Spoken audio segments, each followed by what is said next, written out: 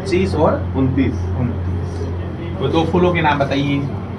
गुलाब और चमेली। गुलाब और चमेली। हर्षवर्धन नाम का आपका पुत्र है, क्या सही है? सही है। हर्षवर्धन नाम की आपकी संतान है और उसका पुत्र जो है उसके राजयोग है। वो सेना में कोई बड़ा अधिकारी बनेगा, जिसे कहते हैं सेना में किसी बड़े अधिकारी की पोस्ट पे जाएगा, लेफ्टिनेंट बन सकता है या ऐसा बन सकता है। अभी है वाला, अभी वो नेवी ऑफिसर है, लेफ्टिनेंट है। लेफ्टिनेंट। अच्छा, उसको आज धरती पर आए हुए 24 साल 3 महीने और 25 दिन हो गए। 24 वर्ष 3 माह और 25 दिन का समय उसको हो गया है। और 6 फरवरी 2001 त्रयोदशी और मंगलवार के दिन वो पैदा हुआ है। हर्षवर्धन त्रयोदशी और मंगलवार के दिन पैदा हुआ है। शाम को 4:08, शाम को 4:08 पर उसका जन्म हुआ है। सहमत है आप इस बात से? सही है। हाँ। ये चीज आपने मुझे बताई है या क्या? नहीं, मैं नहीं बताई है आपको। ये सब ईश्वरीय कृपा के माध्यम से ये चीजें बताई जा रही है। लक्षिता नाम की कोई आपकी सुपुत्री है? लक्षिता नाम से कोई बेटी है आपके? इस बेटी के चिकित्सा के क्षेत्र में जाएगी ये, और चिकित्सा के क्षेत्र में सर्जन बनेगी, सर्जरी में MS वगैरह करेगी। अभी कर रही है, MSc कर रही है, SMS में। अच्छा, आज आप आपके मन में 2 प्रश्न लेकर के आए हैं। पहला प्रश्न तो जो है, एक तो बिटिया के विवाह को लेकर के, आप संबंध को लेकर के कंफ्यूज है कि उसका विवाह कब तक होगा, कैसे होगा और कहाँ करना चाहिए। 3 पत्रिकाएं आप लेकर के आए हैं अपने साथ में मिलान कराने के लिए कि इन तीनों में से कौन सा श्रेष्ठ रहेगा। जिनमें से 2, एक हरियाणा से है तो हरियाणा का कैंसिल कर दीजिए। दूसरा अभी एक बालक का आप लेके आए हैं, उसका जो है संबंध की आगे चर्चा को आप बढ़ाइए। वैसे 26-27 के संबंध की आपको चिंता करने की आवश्यकता नहीं है, जल्दी ही इसका संबंध होगा, बहुत अच्छा होगा। जब भी आप संबंध करें हमसे पूछ करके इसका करना चाहिए। रिचपाल कौन है? मेरे काको सा है, मतलब भवानी जी कौन है?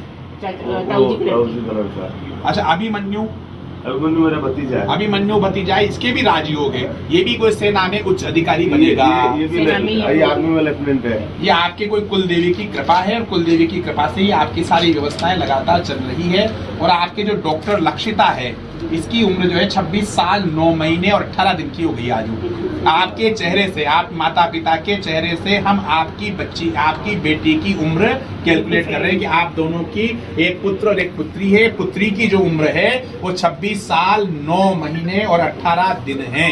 1998 का जन्म सही है। कृष्ण पक्ष की षष्ठी और गुरुवार के दिन वो उसका जन्म हुआ है। उसकी कुंडली अगर आपके पास हो तो खोलिए।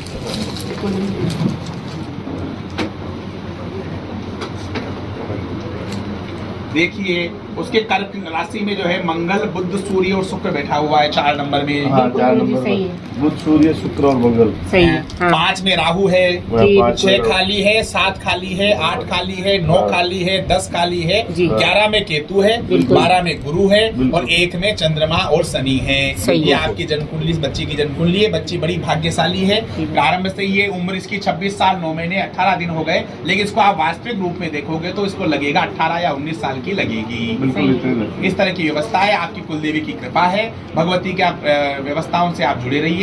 आप दोनों सरकारी सेवा में, दोनों के आपके राजयोग है।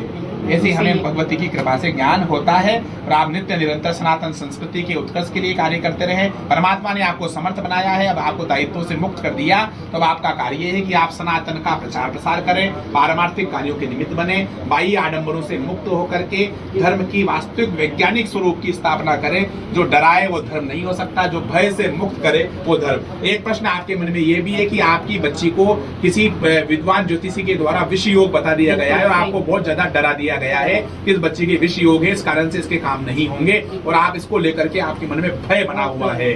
तो हम ये आपको कहना चाहते हैं, कोई विष योग नहीं है। आपकी बच्ची आपके लिए, कुल के लिए भाग्यशाली है। इस विष योग से मुक्त हो जाइए और ईश्वर पर विश्वास करिए। ईश्वर भी है और ईश्वर ही।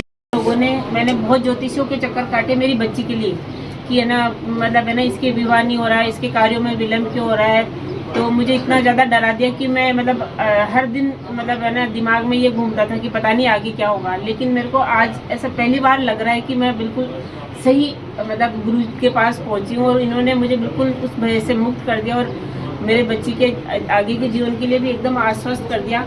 और मुझे पहली बार लग रहा है कि ज्योतिष और क्या होती है और धर्म का जो क्या होता है वो आज पता चला है मुझे। इतने मैं 54 साल की होगी, लेकिन मुझे आज तक ऐसा मैंने पहले कभी नहीं देखा। बिना जन्म दिनांक बताए, बिना कुछ बताए आपने हमारे बच्चों की कुंडली बना कर दी है, और उससे ज्यादा बड़ी क्या बात हो सकती है। बच्चे की हमारे को टाइम पता नहीं था, और एक्यूरेट टाइम भी आपने बता दिया कि जो ये उस समय का उसका जन्म है, और उसका जो है वो सेना के अंदर ऑफिसर है, ये आपने बता दिया। परिवार के सदस्यों के नाम बता दिए।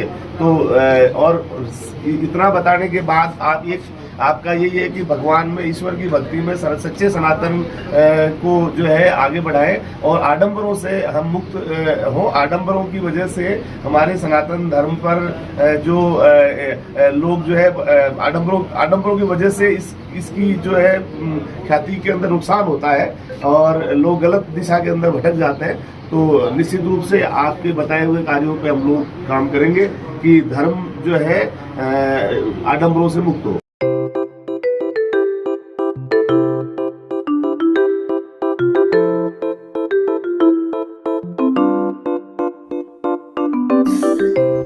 दोस्तों नमस्कार, मैं हूं कवि प्रदीप पंवार।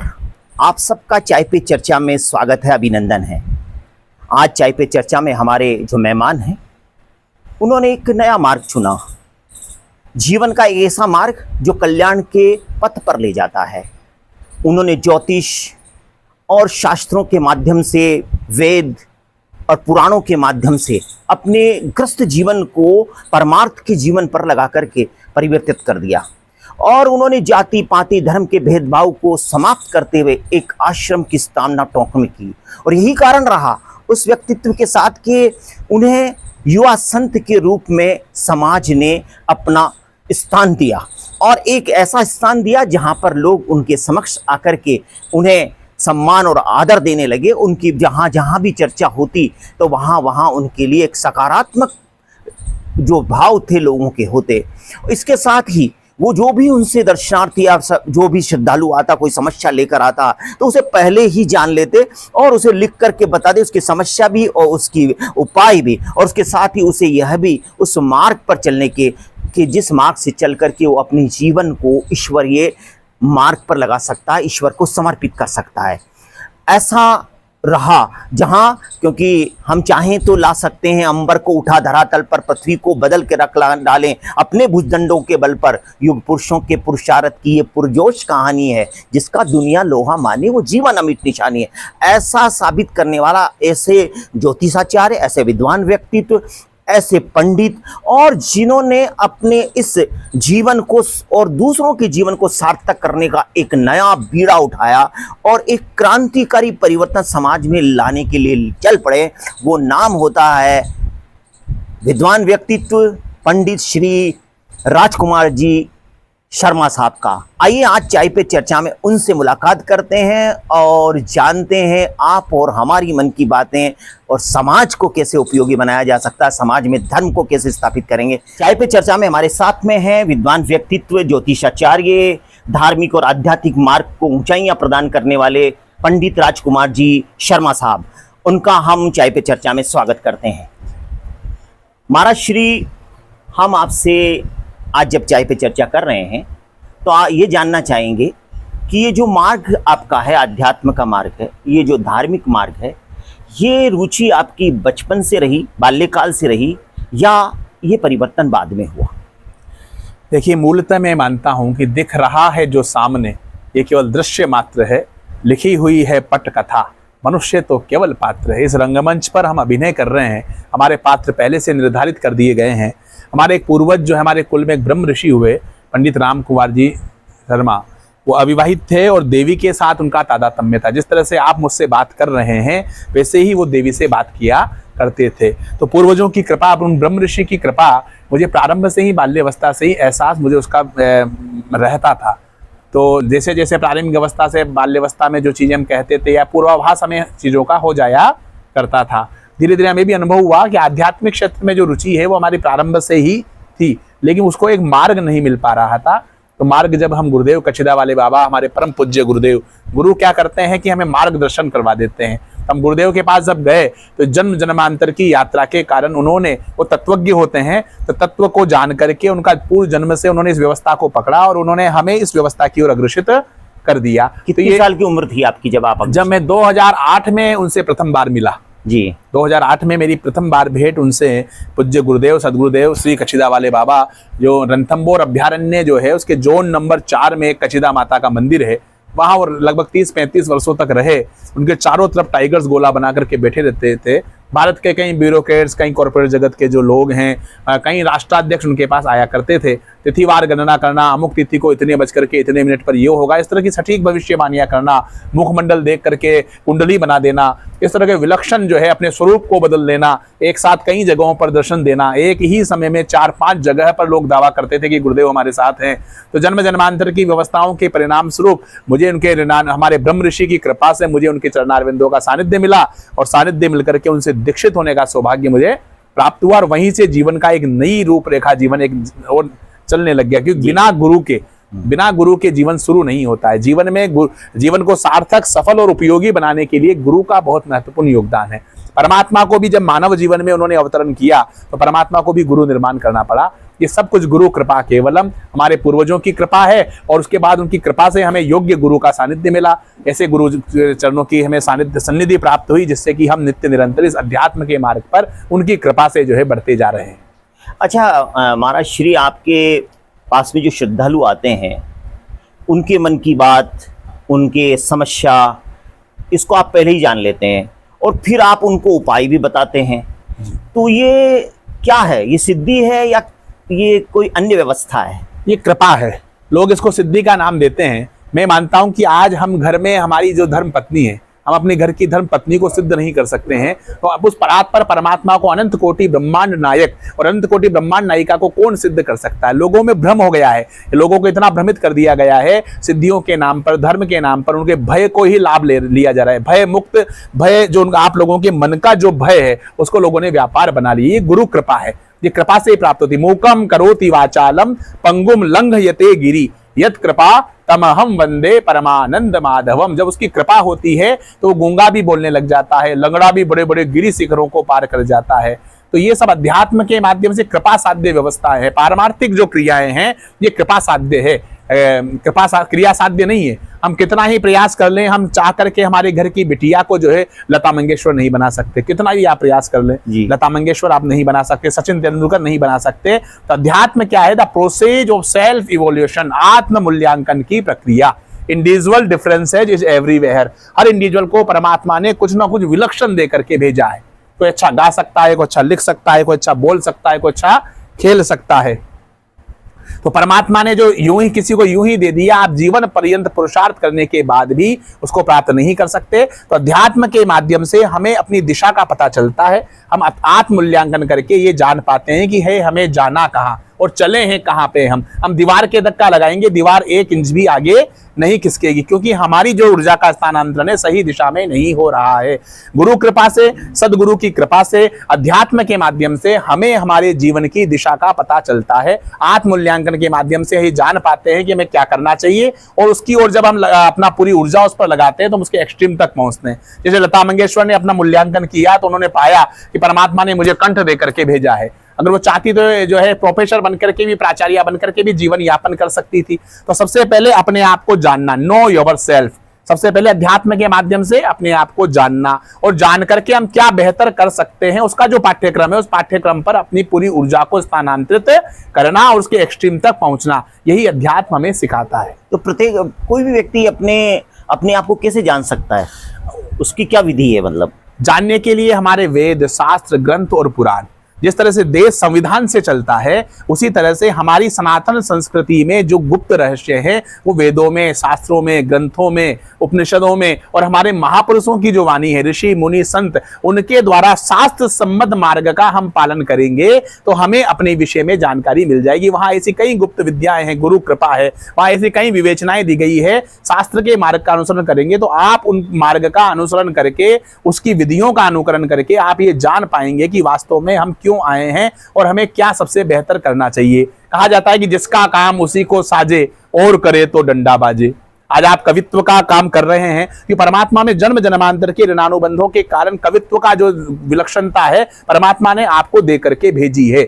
आज आप अगला शब्द क्या बोलेंगे ये आपको निर्धारित कोई नहीं कर सकता कोई, लेकिन आपको उस परमात्मा की कृपा है कि आप धारा प्रवाह बोलते हैं, सार्थक बोलते हैं, उपयोगी बोलते हैं, और जो राष्ट्र धर्म से लेकर के आप बोलते हैं, तो ये ईश्वरीय कृपा है। हम कितना ही दक्ष हो जाए, लेकिन हम भाषा पर अगला शब्द हमारे मुंह से क्या निकलने वाला है, परमात्मा की कृपा से ही संभव है। तो इसके लिए वेदों का, शास्त्रों का, ग्रंथों का अनुसरण करना चाहिए, हमारी सनातन संस्कृति का अनुसरण करना चाहिए। वहां पर आपको हर रहस्य का जो है वहां पर आपको पर्दा खुलने के लिए आपको विकल्प दिए गए हैं। अच्छा, लेकिन ऐसा जैसा सुनते हैं कि जो रामकृष्ण परमहंस थे, संत रामकृष्ण परमहंस, उन्होंने विवेकानंद जी को अपना शिष्य बनाया, या नरेंद्र को विवेकानंद बनाया, और विवेकानंद बनाकर ऐसा कहते हैं कि उन्होंने जो आशीर्वाद दिया आपका, मतलब वो आशीर्वाद ही है जो सिद्धि के रूप में उन तक पहुंचा, और वो फिर पूरे विश्व में परिचित है। मतलब आपका मतलब ये सब गुरु आशीर्वाद से, गुरु कृपा। मुझे लगता है हम ये मानते हैं कि वर्तमान कलयुग में, वर्तमान समय में कई देव शक्तियां पारमार्थिक कार्यों को कराने के लिए इस ब्रह्मांड में विचरण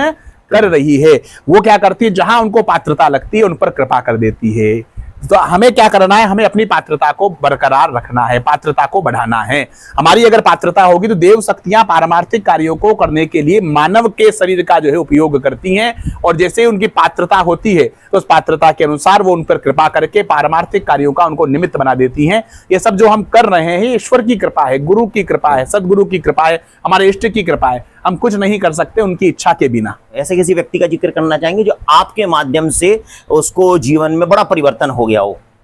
अब ऐसा तो हम कह नहीं सकते हैं, क्योंकि माँ की कृपा से हम तो कोई माध्यम नहीं है। हम तो ये मानते हैं कि हमें तो परमात्मा ने निमित्त बना रखा है, करने वाला ईश्वर है, माँ है, गुरुदेव है, वही करते हैं। विगत 4 वर्षों से लोग आते हैं, प्रश्न करते हैं, उनके प्रश्न करने के बाद जो मन में अंतः प्रेरणा होती है, उसके माध्यम से गुरु कृपा से या माई की कृपा से जो अंतः प्रेरणा होती है, उस प्रेरणा को हम आगे बढ़ा देते हैं और लोगों के कार्य होते हैं। तभी आप देखिए कि लगातार 4 वर्ष से हम बाहर हैं, अनवरत सतत बाहर चल रहे हैं, समय का बड़ा अभाव हो गया है। तो निश्चित रूप से लोगों के कार्य सिद्ध होते हैं, वो उसकी कृपा से होते हैं, हमें करने वाला वो है, लेकिन उन्होंने हमें निमित्त बना रखा है। तो कई लोग ऐसे उदाहरण हैं, लेकिन अब उनका नाम हम ले नहीं सकते अपने मुख से। जो अनुष्ठान और पूजा पाठ है, मंत्रोच्चारण है, सब कुछ होता है, ये जो सब है, इसके माध्यम से क्या जीवन में परिवर्तन आते हैं? देखिए, सबसे महत्वपूर्ण बात, जब सदगुरु आश्रम टोंक की स्थापना अक्टूबर 2020 में हुई, तो आश्रम का आश्रय हमने लिखा जहां सभी को समान रूप से आश्रय मिले, न किसी जाति का भेद, न किसी लिंग का भेद, और न ही किसी पद प्रतिष्ठा का भेद। आश्रम जहां सभी को समान रूप से आश्रय मिले, वो। दूसरा, वर्तमान समय में जब हम इस क्षेत्र में आए, इस क्षेत्र में आने के बाद हमने देखा कि धर्म का इतना व्यवसायीकरण कर दिया गया है, कि इतना भयभीत कर दिया गया है धर्म को, कि आप लोगों के मन का जो भय है उसको लोगों ने व्यापार बना करके कर दिया है। तो हमने देखा कि धर्म की वैज्ञानिकता को जन जन तक पहुंचाना है, धर्म के विज्ञान सम्मत धर्म की स्थापना करनी है, जातीय संप्रदाय से मुक्त धर्म की स्थापना करनी है, पाखंडों से, आडंबरों से, अंधविश्वासों से मुक्त धर्म की स्थापना करनी है। धर्म क्या है? धार्यते इति धर्म, जो धारण किया जाता है वो धर्म। एक चिकित्सक का धर्म क्या है? चिकित्सा करना। परमात्मा ने उसे जो सामर्थ्य प्रदान किया है, उस सामर्थ्य का उपयोग करके नर को नारायण मान करके उसकी रोग मुक्ति का निमित्त बनना उसका प्रथम कर्तव्य। माला जप करना नहीं, माला जप करना उसका प्रथम कर्तव्य, पहला कर्तव्य परमात्मा ने उसे जो दे करके भेजा है उसको, उसका कर्तव्य, उसको जो है नर को नारायण मान करके उसको चिकित्सा करना, उसको स्वस्थ करना। एक शिक्षक का दायित्व शिक्षा अध्ययन करवाना, गृहस्थ का धर्म जो अपने माता पिता बच्चों का लालन पालन, शिक्षा दीक्षा ये करना। अनुष्ठान। अब रही बात, आपने प्रश्न किया कि अनुष्ठानों के माध्यम से क्या किया जा सकता है, क्या विधि को बदला जा सकता है? नहीं। हमारे शास्त्र कहते हैं कि अवश्यमेव भोक्तव्यम शुभाशुभम यत कर्मम, जो भी शुभ अशुभ हमारे द्वारा इस जन्म में, जन्म जन्मांतर में किया गया है, वो हमें भोगना ही पड़ेगा। नेवर स्कीप, उसको बदला नहीं जा सकता है। फिर आपका प्रश्न आया, फिर ये वेदों का, शास्त्रों का, अनुष्ठानों का प्रयोजन क्या है? इसके माध्यम से होने वाली जो नकारात्मकता है, उस नकारात्मकता की तीव्रता को कम किया जा सकता है। 1000 रुपए की आपको क्षति होनी है, उस क्षति को आप जो है 100 रुपए तक ला सकते हैं। और जब अनुकूल समय हो, 100 रुपए का लाभ होना है, तो इन वेदों में, शास्त्रों में, ग्रंथों में जो बताए गए उपाय हैं, इनके माध्यम से 100 रुपए के लाभ को आप 1 लाख रुपए के लाभ में भी बदल सकते हैं। नकारात्मकता की तीव्रता को कम करना, लाभ की प्रतिशतता को बढ़ाना, ये हमारे वेदों में, शास्त्रों में, ग्रंथों में, शास्त्र संबद्ध मार्ग का हम अनुसरण करेंगे, गुरु कृपा से हम इन चीजों को करेंगे, तो निश्चित रूप से इसमें आप मन वांछित व्यवस्थाओं को प्राप्त कर सकते हैं। लेकिन आज मान लीजिए हम कितना ही अरबों खरबों रुपए के अनुष्ठान कर दें, किसी सामान्य व्यक्ति को प्रधानमंत्री नहीं बना सकते। ये सब अपना अपना प्रारब्ध लेकर के आते हैं। ज्योतिष के माध्यम से, शास्त्रों के माध्यम से हमें ये भान होता है कि अमुक व्यक्ति का क्या प्रारब्ध है, उस व्यक्ति को उस दिशा में हम अग्रसित कर देते हैं। उसके बीच में आने वाली विघ्नों का निवारण करने के लिए शास्त्र संबंधित जो उपाय होते हैं वो करते हैं, और जब वो उपाय करते हैं तो विलक्षण परिणाम उनको देखने को मिलते हैं। जैसे हमारे अभी बहुत ज्यादा है कि प्रेत बाधा और इस तरह की जो बातें होती हैं, इस संबंध में कोई आपके पास कोई ऐसा पीड़ित व्यक्ति आया हो, कोई श्रद्धालु आया हो और उसको आपने उसका निवारण किया हो, इस बारे में क्या है आपकी? देखिए, भूत प्रेत बाधा जो है, ये व्यवस्थाएं 90% या व्यवस्थाएं तो केवल मनोरोग है।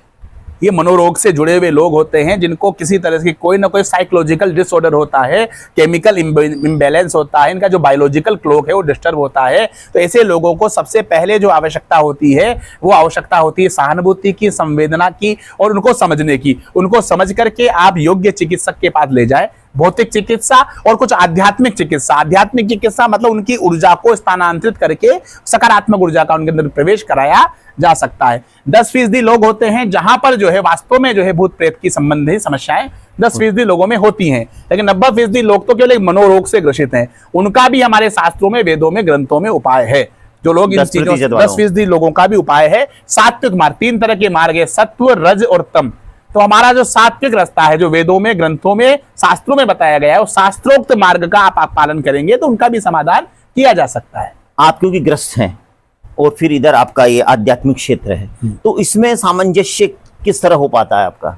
यथा वायुम समाश्रित्य वर्तन्ते सर्वजंतव, यथा वायुम समाश्रित्य वर्तन्ते सर्वजंतव तथैव गृहस्थमेव आश्रित्य वर्तन्ते सर्व आश्रमा। जिस तरह से वायु का आश्रय लेकर के सभी जीव जंतु जो है अपनी जीवन को चलाते हैं, उसी तरह से गृहस्थ ही एक ऐसा धर्म है जिसका आश्रय लेकर के जितने भी वानप्रस्थ आश्रम या जितने भी आश्रम है गृहस्थ से ही चल रहे हैं। अगर गृहस्थ नहीं होंगे तो संतों की सेवा कौन करेगा? उनके पारमार्थिक कार्यों का निमित्त कौन बनेगा? ईश्वरीय व्यवस्थाओं का निमित्त बनाने के लिए, आम जन जागरण करने के लिए कौन आएगा? तो ये गृहस्थ आश्रम सबसे बड़ा आश्रम, धन्यो गृहस्थ आश्रम। गृहस्थ आश्रम में रह करके आपको यह भी पता चलता है कि वास्तव में आपका बालक है, उसके प्रति संवेदना का भाव प्रकट होता है। ऐसे लोग अध्यात्म के बड़े निकट होते हैं, प्रेम करना सीखते हैं। आप बच्चे से प्रेम कर रहे हैं, उसकी व्यवस्थाओं से प्रेम कर रहे हैं, आपको हर दुख और सुख का पता होता है, तो बड़ा आनंद के साथ हम इसको बड़ा उत्सव के साथ मना रहे हैं और इसके साथ साथ जो है समानांतर पारमार्थिक व्यवस्थाओं को भी लेके चल रहे हैं। इसमें क्या कोई आपत्ति है? आजकल छोटे छोटे मकान होते हैं लोगों के पास में, क्योंकि जगह कम है। आप समझ ही रहे हैं कि शहरों में बड़े छोटे छोटे से मकान हैं।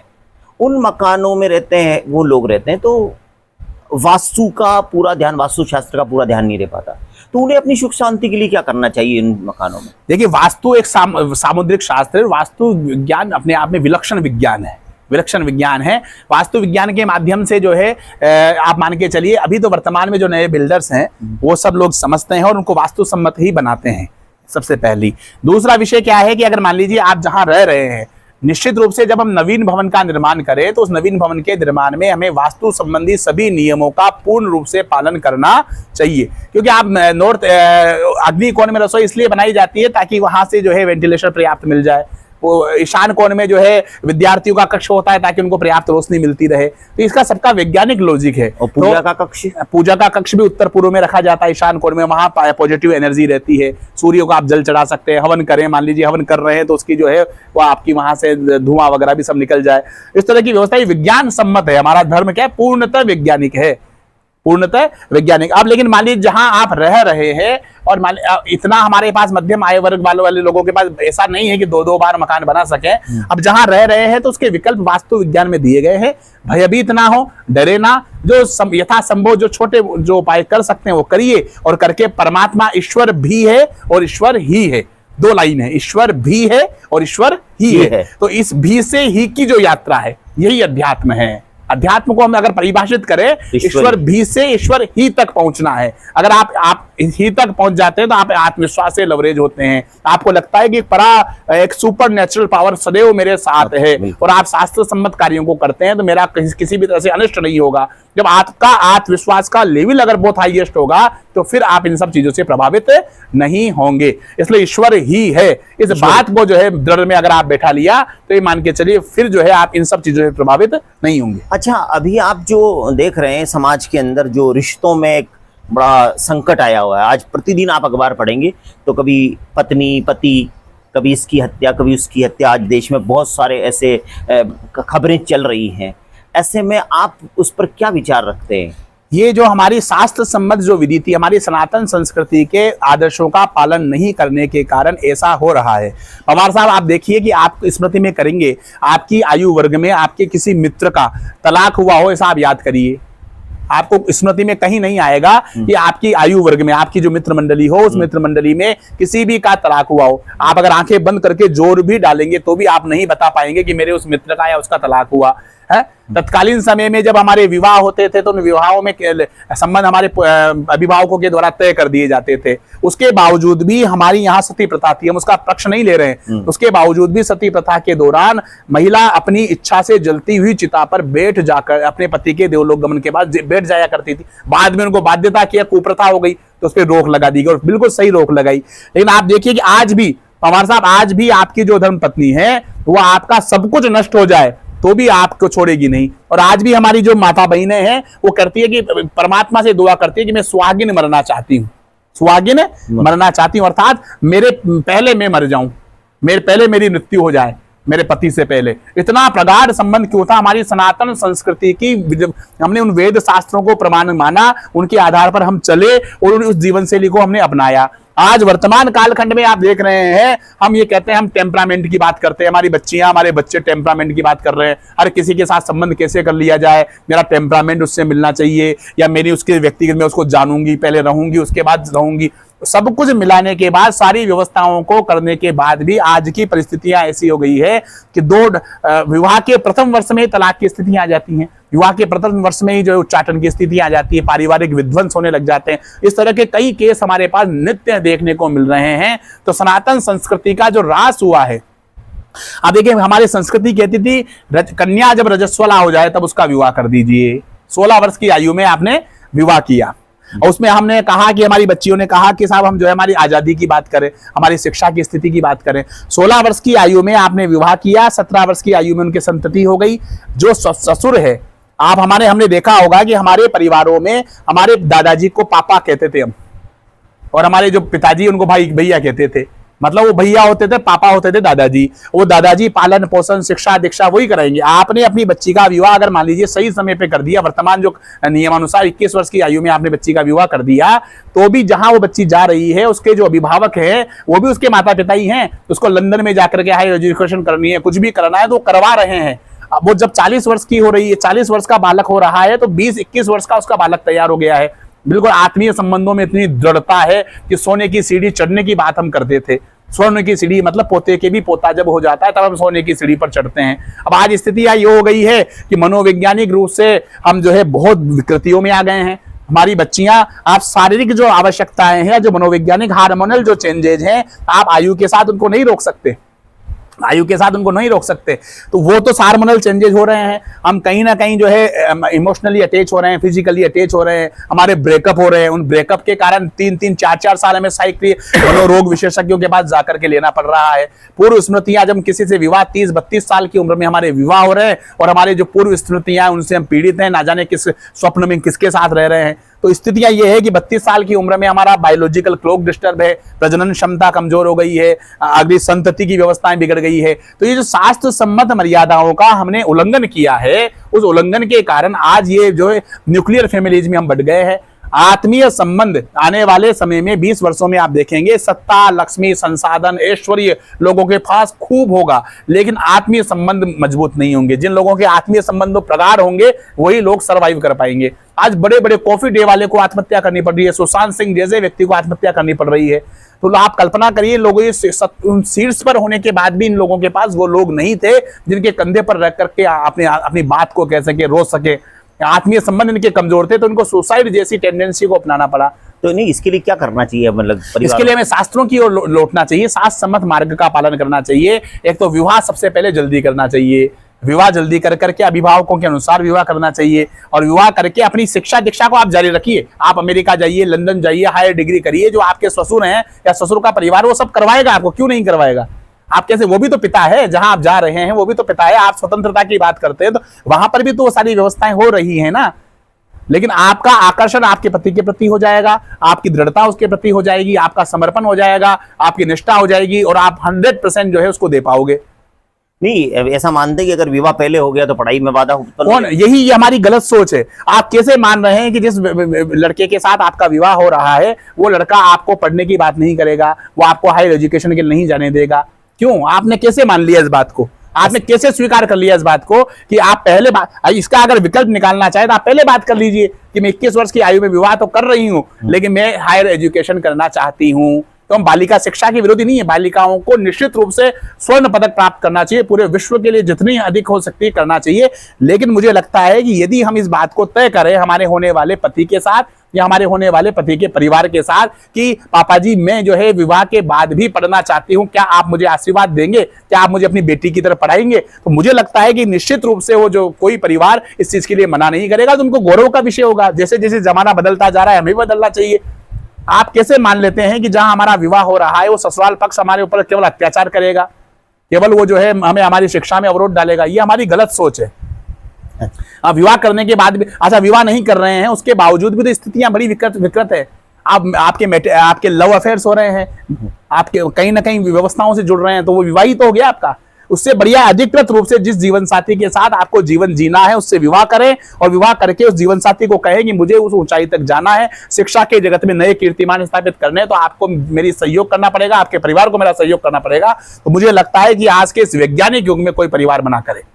जैसे मैंने खुद ने माना है कि मेरे बच्चे का विवाह मैं जल्दी करूंगा और जल्दी करने के बाद उसके सारे उत्तरदायित्वों का निर्वहन करूंगा। आने वाली बहू को भी जो है मैं उच्च शिक्षा जब तक वो पढ़ना चाहेगी, कीर्तिमान स्थापित करना चाहेगी तब तक कराऊंगा, कोई अवरोध उसके अंदर पैदा नहीं करूंगा। ये मेरा खुद का सोच, ऐसी ही सोच हमारे भारत में सभी परिवारों की है।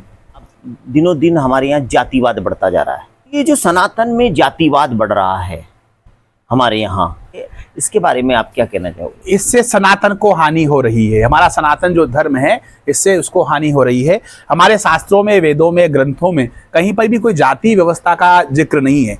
हमारे यहाँ जो है कर्मते जायते ब्राह्मण कहा गया है, जन्मते जायते शूद्र कर्मते जानाति ब्राह्मण, अर्थात जन्म से प्रत्येक व्यक्ति को शूद्र माना गया है और कर्म के आधार पर जातियों का विभाजन किया गया। कृषि गोरक्ष वाणिज्य, जो कृषि गोरक्ष वाणिज्य का कार्य करेगा वो व्यापारी कहलाएगा, जो रक्षा संबंधी कार्य करेगा वो क्षत्रिय कहलाएगा, जो अध्ययन अध्यापन से संबंधित कार्य करेगा वो ब्राह्मण कहलाएगा। ब्राह्मण किसी जाति विशेष का नाम, क्षत्रिय किसी जाति विशेष का नाम नहीं। वरना आप कल्पना करिए, कहा जाता है कि भगवान परशुराम ने जो है 21 बार क्षत्रिय विहीन कर दिया।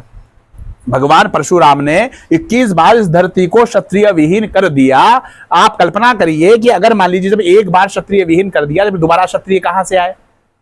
दोबारा क्षत्रिय अर्थात किसी ने फिर क्षत्रिय संबंधी, रक्षा संबंधी कार्य किया और वो क्षत्रिय कहलाया, वो क्षत्रिय कहला। तो हमारे यहाँ पर जाति आधारित कोई व्यवस्था नहीं, हमारे यहाँ पर कर्म आधारित व्यवस्था है। लोगों ने निजी स्वार्थों के कारण जातियों में बांट करके हमारे सनातन को कमजोर करने का एक षड्यंत्र रचा और हमें जातीय उपजातियों में बांट करके हमारे अंदर में अंतर कलह कराने का प्रयास किया, जो किसी भी स्थिति में ठीक नहीं है। जातिवाद धर्म जो है, वहां परमात्मा के यहाँ पर न किसी जाति का भेद है न किसी लिंग का भेद है। वहां तो अंतःकरण की पवित्रता, अंतःकरण की जो पवित्रता है वो सबसे ज्यादा आवश्यक है। आप बात करेंगे छुआछूत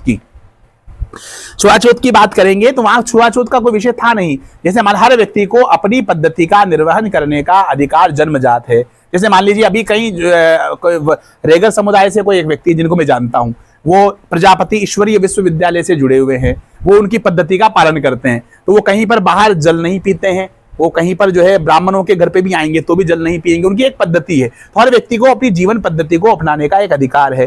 ब्राह्मणों ने पहले क्या किया कि जैसे मान लीजिए ब्राह्मण जल्दी उठता था, त्रिकाल संध्या करता था। आज मान लीजिए मेरा सगा भाई उसके घर में फ्रिज में दारू की बोतल रखी हो, शराब की बोतल रखी हुई हो, मांस रखा हुआ हो, तो मेरी जो पद्धति है वो इसको अलाउ नहीं करती है कि उस फ्रिज की बोतल का मैं पानी पीऊं। ये अस्पृश्यता ये थी, कर्म आधारित अस्पृश्यता थी, जिसको हमने जाति आधारित बदल दिया। इसका नुकसान हमारे भारत देश को काफी हुआ।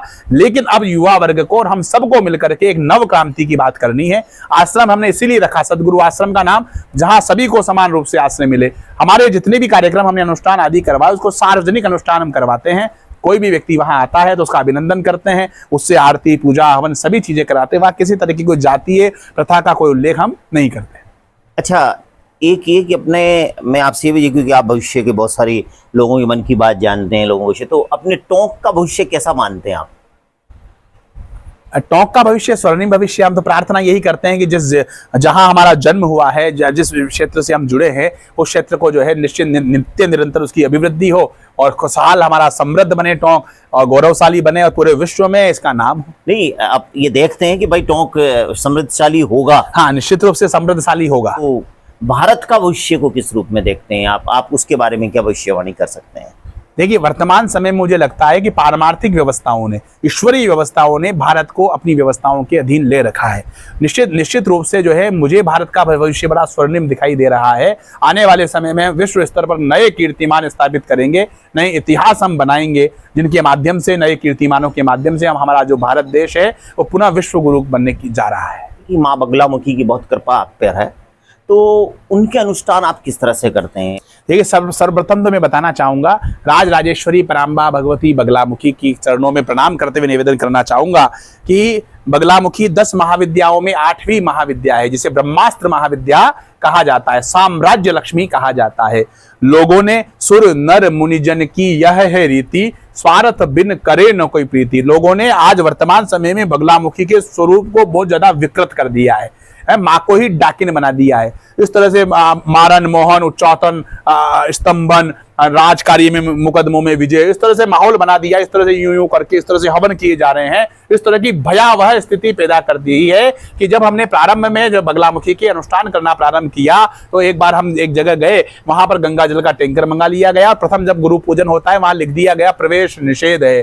तो हमने सबसे पहले तो उस प्रवेश निषेध को हटाया और हटा करके उनसे कहा, तो उन्होंने कहा गुरुदेव बगलामुखी का अनुष्ठान हो रहा है। हमने कहा कि सबसे पहले इसे हटाइए और अधिकतम लोगों को इस व्यवस्था में से जोड़िए, यहाँ बुलाइए। पूत कपूत सुने बहु तेरे, पर मां न सुनी कुमाता। पुत्र कुपुत्र हो सकता है लेकिन मां कभी कुमाता नहीं होती। लोग कहते हैं कि हमने बगलामुखी को सिद्ध कर रखा है। अरे आप घर की पत्नी को सिद्ध नहीं कर पा रहे, उस अनंत कोटि ब्रह्मांड नायिका को आप कैसे सिद्ध कर सकते हैं? उसके तो कृपा प्राप्त कर सकते हैं। हमारे वास्तविक जो शत्रु हैं, हमारे पड़ोसी, सहकर्मी या हमारे प्रतिस्पर्धा करने वाले लोग हमारे वास्तविक शत्रु नहीं है। हमारे जो वास्तविक शत्रु हैं, काम, क्रोध, मद, लोभ, ईर्ष्या, द्वेष, अहंकार, बुद्धि की अल्पता, रोग, ऋण, निष्क्रियता, कुसंग, दुष्प्रवृत्तियां, जो हमारे पारिवारिक, सामाजिक, आर्थिक, राजनीतिक, व्यवसायिक, प्रशासनिक उत्तरदायित्वों के निर्वहन में बाधक है। हम माँ से प्रार्थना करते हैं कि माँ इनको इतना आप सहज, इतना सरल बना दीजिए कि ताकि हम सब अपने उत्तरदायित्व का निर्वहन करते हुए पारमार्थिक कार्यों के, ईश्वरीय कार्यों के निमित्त बन सके। बगलामुखी 10 महाविद्या में 8वीं महाविद्या साम्राज्य लक्ष्मी है, वाणी की अधिष्ठात्री देवी है। हमारी जो ऊर्जा है, हमारी जो मेधा है, हमारी जो प्रज्ञा है, जो पूर्व जन्म से विलक्षणता हम लेके आए हैं, उसको ऊर्ध्वगामी बनाने वाली महाविद्या है। ब्रह्मास्त्र महाविद्या अनंत अखंड साम्राज्य प्रदान करने वाली महाविद्या है। काम और मोक्ष दोनों चीजों को प्रदान करने वाली महाविद्या। तो हमने विगत 4 वर्षों में भगवती बगलामुखी के वास्तविक और वैज्ञानिक स्वरूप को जन जन तक पहुंचाने का कार्य हम कर रहे हैं और भगवती की पूजा स्थापना घर घर में करने का प्रयास कर रहे हैं। गुरुदेव कचिदावाले बाबा, सर्वेश्वर दास जी महाराज और उत्तम स्वामी जी महाराज की विलक्षणता के कारण, उनकी कृपा से अब इन चीजों को हम आगे बढ़ा रहे हैं और धर्म की वैज्ञानिकता को आगे। आज तक विगत 4 वर्षों में अभी तक एक भी व्यक्ति आप ऐसा नहीं बता सकते जिसके यहाँ हमने किसी कार्य से अनुष्ठान किया हो, कोई संकल्प दिला करके अनुष्ठान किया हो। हम ये कहते हैं कि इससे कुछ नहीं होगा, इससे जो कुछ है वो भी नष्ट हो जाएगा, सब कुछ नष्ट हो जाएगा तो भी तेरे चरण नहीं छोड़ूंगा। इस भाव से जे ही विधि नाथ हो ये हित मोरा, करऊं सो बेगी दास में तोरा। इस भाव से हम अनुष्ठान करवाते हैं। प्रारंभ में हमारे पंडित जी वगैरह हमें कहते थे कि गुरुदेव आप इस तरह की व्यवस्था करते हैं, हमें तो नहीं कहते थे, विष्णु जी से कहते थे कि गुरुदेव ऐसा करते हैं, इनसे अनुष्ठान कौन कराएगा? आजकल तो सब लोग कोई ना कोई निजी कार्य के लिए करवाते हैं। लेकिन हमने एक संकल्प लिया कि हमें उस अध्यात्म की वैज्ञानिकता को जन जन तक पहुंचाने का कार्य करना है। लोगों को भयों से, आडंबरों से, सभी प्रकार के अंधविश्वासों से मुक्त करके वास्तविक धर्म की स्थापना करनी है। तो आज भी हम जहां पर भी अनुष्ठान करवाते हैं वहां संकल्प जे ही विधिनाथ हो ये हित मोरा, करऊं सो बेगी दास में तोरा। किसी यजमान के लिए अनुष्ठान नहीं करते, हमारा यजमान साक्षात भगवती राजेश्वरी पराम्बा बगलामुखी के लिए अनुष्ठान करते हैं। जो आता है वो वहां पूजा करता है, जो आता है वहां बैठता है, जो आता है जो हवन करता है और सभी लोग सम्मिलित होते हैं उसमें। इस भाव से हम अनुष्ठान कर रहे हैं और माँ के जन जन तक भगवती के वैज्ञानिक स्वरूप को पहुंचाने का प्रयास कर रहे हैं। ये उसी की प्रेरणा है। महाराज श्री सारी बातें तो अपनी जगह हुई हैं जो आपका ज्ञान, लेकिन ये जो ज्ञान प्राप्ति आपको हुई, यही आध्यात्म की प्राप्ति हुई और आपके गुरुदेव कचिदा वाले बाबा और उत्तम स्वामी जी महाराज, ये कचिदा वाले बाबा का पहले मिलना हुआ कि फिर उत्तम स्वामी जी का मिलना हुआ, कैसे क्या हुआ, क्या जीवन में समागम है ये? सर्वप्रथम मैं पूज्य गुरुदेव श्री सर्वेश्वर दास जी महाराज कचिदा वाले बाबा के चरणार बिंदु से दीक्षित हुआ। उन्हीं की कृपा, उन्हीं का आशीर्वाद पल्लवित हुआ, पुष्पित हुआ और एक गुरुदेव की साधना के 3 मुख्य स्थल रहे। एक कचिदा माता का मंदिर जो रणथंभौर अभ्यारण्य के जोन नंबर 4 में है। दूसरा ईसरदा के यहाँ पर जो है भगवान शिवालय बना हुआ है वहाँ। तीसरा जो मुख्य स्थान रहा वो धुंधर वन की गुफा जो चौथ का बरवाड़ा के पास, शायद आप भी वहां गए हैं। चौथ के बरवाड़ा के पास में एक बड़ा भगवतगढ़ के वहां पर बड़ा विलक्षण स्थल है। विश्व के जितने भी शिव शक्ति के स्थान हैं उनमें से आज भी वो एक ऐसा स्थान है जहां पर आज भी शिव और शक्ति साक्षात विद्यमान है। बड़ा सहस्त्रों युगों से वहां पर साधकों का, तपस्वियों का, ऋषियों का, मुनियों का वहां पर आज भी जमावड़ा है। आज भी वहां पर जो है कई लोग, कहीं ऋषि मुनि संत महंत जो है सूक्ष्म योनियों में वहां पर जो है विराजमान है। आज भी वहां पर केसर बरसता है, आज भी वहां चंदन की वर्षा होती है, कदम के वृक्ष लगा हुआ है। तो वहां जब धुंधरवन की गुफा हम गए तो पूज्य गुरुदेव उत्तम स्वामी जी महाराज जो ध्यान योगी हैं, बांसवाड़ा त्रिपुर सुंदरी में इनका आश्रम भी है। हमारे गुरुदेव कचिदा वाले बाबा की कृपा से एक बार हम वहाँ गुरुदेव की समाधि स्थल पर गए हुए थे, तो समाधि पर जब हम गए तो इनको हमने अनायास ही फोन कर दिया। तब से इनसे हमारा कोई परिचय था नहीं। हमने इनसे कहा, गुरुदेव प्रणाम, मैं राजकुमार शर्मा निवेदन कर रहा हूँ, यद्यपि आप मुझसे परिचित नहीं हैं। तो कहते हैं, राजकुमार मैं आपसे पूरी तरह से परिचित हूँ, वर्तमान में आप अपने गुरुदेव के स्थान पर खड़े हैं, ये वस्त्र आपने धारण कर रखे हैं और आध्यात्मिक रूप से आप विचलित हैं। मैं इनसे कहता हूं कि गुरुदेव जो कुछ आपने कहा ये अक्सर सत्य है, आगामी क्या आदेश है? तो कहते हैं, आगामी आदेश यही है कि आपके गुरुदेव प्रत्यक्ष और अप्रत्यक्ष रूप से आपके साथ है और भौतिक रूप से मुझे आपकी व्यवस्थाएं देखनी है। मैं इनसे कहता हूं कि यदि आप ऐसा कहें तो मैं आपके उपस्थित हो जाऊं, फिर आगामी आपको व्यवस्थाएं स्वतः ही स्वाभाविक रूप से मिल जाएगी। तब वापस हमारा 2016 में जो है पुनः हम इस धुंधरवन की गुफा पर हम गए और एक मेरे साथ एक मेरे गुरु भाई, और वहाँ गुप्त नवरात्रि में हमें अनुष्ठान करने का सौभाग्य प्राप्त हुआ। बड़ी विलक्षणता हमें वहाँ मिली। एक 2017 के जो नवरात्रि थे उसमें 20 से 22 फीट के आकार में, 20 से 22 फीट के आकार में लगभग इतने मोटे स्वरूप में, आधा वर्ण अलग आधा वर्ण अलग और सिर से लेकर के नख तक बाल, ऐसे दिव्य स्वरूप में, सर्व के रूप में जो है वहां उस गुफा में जो पुण्यात्मा महापुरुष रहते हैं, गुरुदेव जो हैं, उनके दर्शन हुए। उनके दर्शनों के बाद जीवन में आमूल चूल परिवर्तन आया। 2016-17 से हमें ये पता चल जाता था, कोई व्यक्ति आता था उसका नाम पता चल जाता था, क्या जानना चाहता ये पता चल जाता था, लेकिन गुरुदेव का आदेश हमें था नहीं। गुरुदेव का आदेश नहीं था। दिसंबर 2019 में कचिदा वाले बाबा की पुण्य स्मृति में एक भागवत कथा का आयोजन किया गया, जिसमें पूज्य गुरुदेव उत्तम स्वामी जी महाराज के मुखारविंद से वो कथा टोंक में आयोजन हुई। बड़ा इनकी कृपा से बड़ा ऐतिहासिक आयोजन रहा, जिसमें आपका भी बहुत महत्वपूर्ण योगदान रहा। उसके बाद अक्टूबर 2020 में यहाँ पर ये आश्रम की स्थापना की गई। ये जो देख रहे हैं यहाँ पे सिद्धनाथ समाज की एक समाधि बनी हुई है, सिद्धनाथ महाराज की एक समाधि बनी है। ये स्थान भी बड़ा साधक है, तपस्विता से युक्त है। यहाँ पर भी जो एक तपस्वी सिद्धनाथ जी महाराज की कृपा और इनका सानिध्य हमें प्राप्त हुआ। कचिदा वाले बाबा की परम कृपा से उत्तम स्वामी जी महाराज का सानिध्य मिला और उन्हीं की कृपा से जो है हमारे ब्रह्म ऋषि और उनकी कृपा से सिद्धनाथ जी महाराज का हमें सानिध्य प्राप्त हुआ। हमारे ननिहाल पक्ष की भूमि है, हमारे मामा जी ने इस तरह का निर्माण करा करके धर्म के वैज्ञानिकता को जन जन तक पहुंचाने के लिए इसकी स्थापना की और नित्य निरंतर जो है अभिवृद्धि की ओर चला जा रहा है। धन्यवाद आपको प्रणाम। आपके पर ईश्वर और गुरु की कृपा बनी रहे, महाराज की इस स्थान तपोभूमि कृपा बनी रहे और हम पर भी बनी रहे। इस आशा और उम्मीद के साथ ये कह सकते हैं कि जो जीवन फूलों की सेज नहीं, जीवन लोहे का पानी है, जिसका दुनिया लोहा माने वो जीवन अमिट निशानी है। ऐसा राजकुमार जी उस मार्ग पे चल रहे हैं कि जिससे जन जन का भला हो, जन जन उसकी पीड़ाओं को किस तरह से वो आध्यात्मिक मार्ग से दूर कर सकें। जैसा गुरु का आदेश वैसा ही वो करने के लिए निकले। आप यदि ऐसा समझते हैं कि आपकी कोई पीड़ा है, आपको कोई समस्या है, तो आप निश्चित रूप से सदगुरु आश्रम आ सकते हैं, क्योंकि यहाँ न जाति पाति का भेदभाव है, न धर्म का कोई है। ये तो सिर्फ मानव कल्याणार्थ कार्य किया जा रहा है, उसके लिए समर्पित हैं विद्वान व्यक्तित्व पंडित राजकुमार जी शर्मा साहब। और इसलिए इस बात से पूर्ण करता हूँ, आप इस चाय पे चर्चा को देखते रहें, जानते रहें। छिप छुप आंसू बहाने वालों, मोती व्यर्थ लुटाने वालों, कुछ सपनों के मर जाने से जीवन नहीं मरा करता है, ये आपको बताएंगे राजकुमार जी की। जो लोग इस निराशा के बात उनको भी एक सद्मार्ग दिखाने वाले ये सदगुरु आश्रम पर जहां हम हैं, मैं आप सबको फिर से एक बार कहता हूं कि चाय पर चर्चा देखते रहें और पंडित राजकुमार जी का एक बार फिर से धन्यवाद।